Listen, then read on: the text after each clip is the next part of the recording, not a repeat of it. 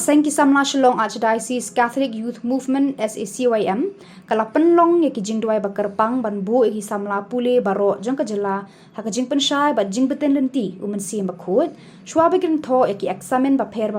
ki taiew ki bnai ki banwan yakani ka Jingduwai bakyrpang la pynlong hayeng maniba cathedral la dumkra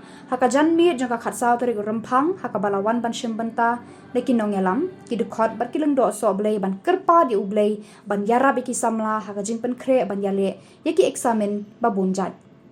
ulengdo so blei jameres Jylla ula kentui ki Samla ban minot top ban shanya ateli telan jingara Jingpynshai jong Mynsiem Bakhuid khnang ba kin yok khet yaki so ba thiang jong jingminot jingtre shitom jongki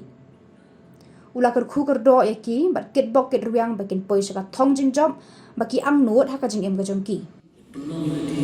diberi ke baskan hak jingdon yang do ke bakyrpang yang ikhtiar memberi ujui baik bahaya nanti pian kumno pian kumno pikran kumno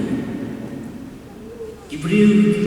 kinum lekai yang jingin ujui abangi ikhtiar iwilati ada diberi lekai ada impurong yang nanti hak yang kabai keren kekana, buat ngipin sepriang yang dijinong bajuni, laga bangi ayah yang jibril, mandek kenuan yang ikhtiar nombri bajuni. Di gumta, day bandong di baklai, day bandong jibril di bagiannya, mandek yang kebandai ontang yang kuah, yang kebandai yang bajuni. Kapor, kadon, berkesor bajuni, kiki jindon dijingman bajuni. Dari jingai kejauhan, pada bangi sebelum bernai kiwan kalian nak kejauhan juga. Bernilai kita, nak kejauhan arah, nak kejauhan pulang, nak kejauhan yang bernjual jinjero, nilai namar bernilai bernilai. Ya kebandai, beliau air buat berkat, banjir kebandai, bertentai kebandai. Samla ni dibayar Samla. Seng reality. Ti katri kumpati yang kesem pencinta upaya diberi ti Shwa yang bagi pergian upaya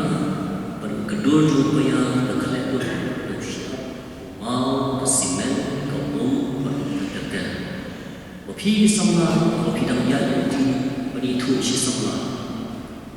penjelir yang kejadian jopi.